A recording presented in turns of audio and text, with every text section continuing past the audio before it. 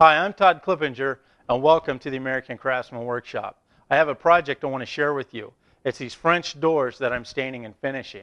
Now, this isn't a new stain and finish project. I actually stained and finished these doors 6 years ago. And as you look at the picture, you'll see that the door on the right has a lighter brown color, and that was the original finish. Now, the door on the left has a dark reddish brown kind of mahogany color, and we're going to use toning to take it up to that color. Now, I actually already figured the color scheme out and the amount of dye that I need for the door on the left. But I think there's still a lot to be learned. I have to mix up a little bit more dye. I didn't want to waste the opportunity to share some of the knowledge with you. Now, to create toner for this project today, I'm using lacquer thinner and I'm using transient dye.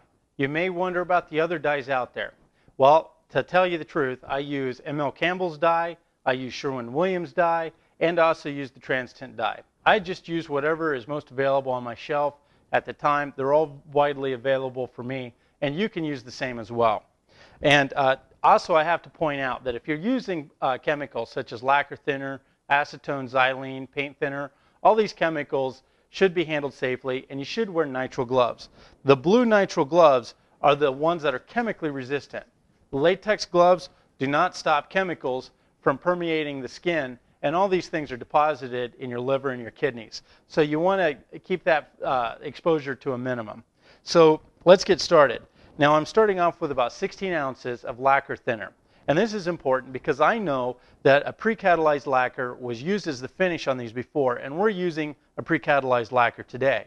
And I also have already tested, I know what color I need to add, and I also know that the doors can have additional top coats put on and it won't fisheye. If fisheye was going to be a problem due to furniture polish, silicones contaminating the surface, I would have to use shellac or a vinyl sealer that acts as a barrier coat. And you'll have to check with your suppliers for that. So anyways, let's get started. Now, I've got about 16 ounces of straight lacquer thinner. And I also know that I need to create a little bit of a binder effect. So I'm going to add some of the finish. And I got my pressure pot spray gun here. I have the air turned off so it won't atomize and it's going to spray like a squirt gun. And I'm going to add a good shot here, and it will probably be close to 1 to 2 ounces. And basically, I'm creating a very thin down finish. And what that does is creates a little bit of a binder, like I said. And what happens when you spray it on, the lacquer thinner is going to evaporate. It's going to flash out very quickly. It's going to dry almost instantaneously. But you need just a little something in there to create a stick.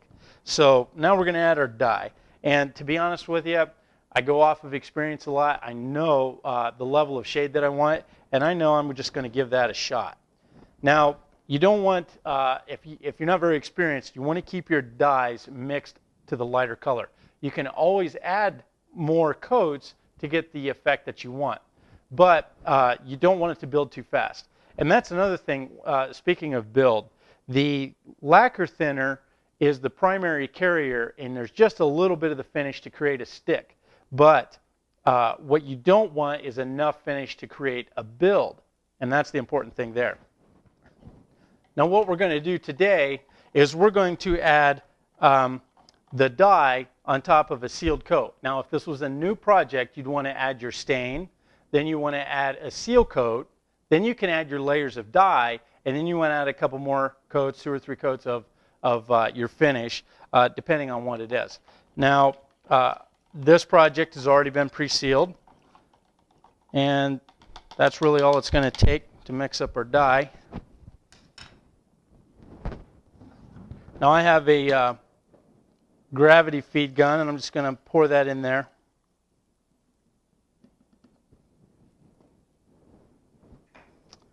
And put the top on. This door's been prepped and it's ready to go. Now before you spray, don't forget to wear your safety mask. Doesn't matter if you're using solvent-based or water-based. If you atomize it, you're going to breathe it into your lungs. So be sure to wear the mask. Well, let's cover the basics of toning real quick again.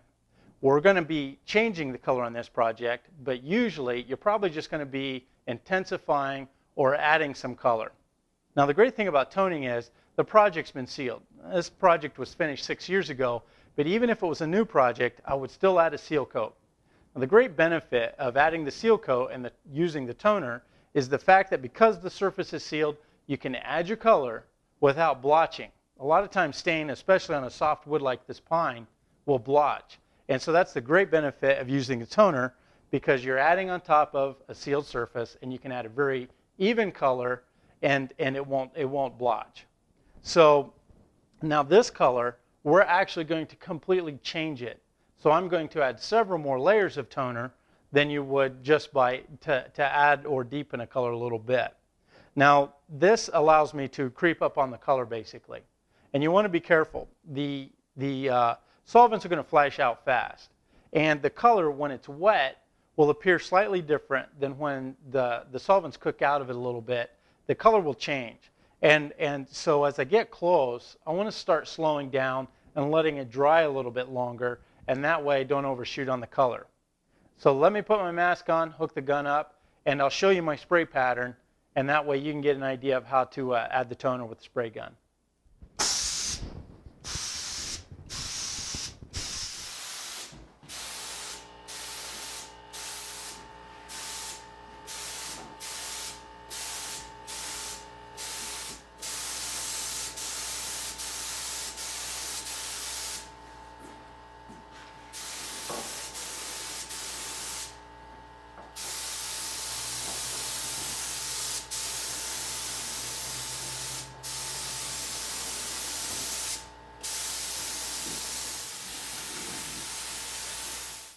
Well, I've got the second coat on, and you may wonder how many coats of toner it's going to take.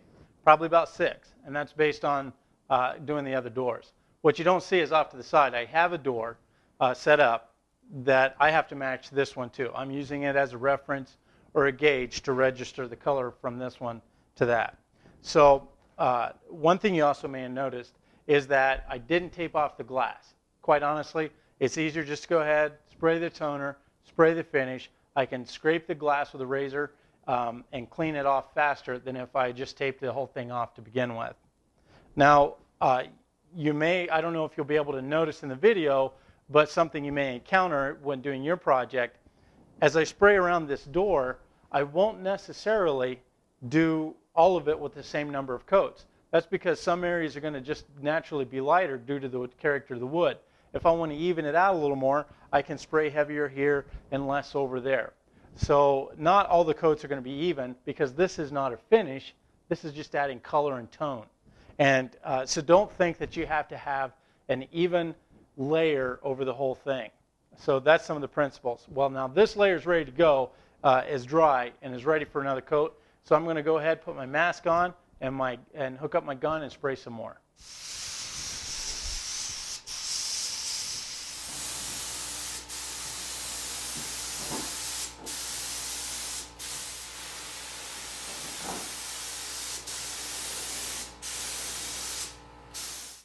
Well, as you can see by the reference door in the background, I got a perfect color match in this door, and it's ready for finish. Now, this was a real live project, and I just couldn't pass up the opportunity to use it to pass along the basics of toning to you.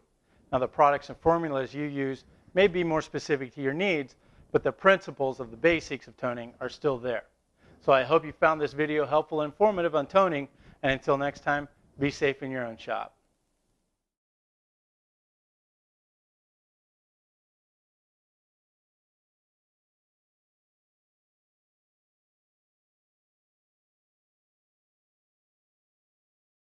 You would want to stain, you would want to add a sealer coat of finish, and then add your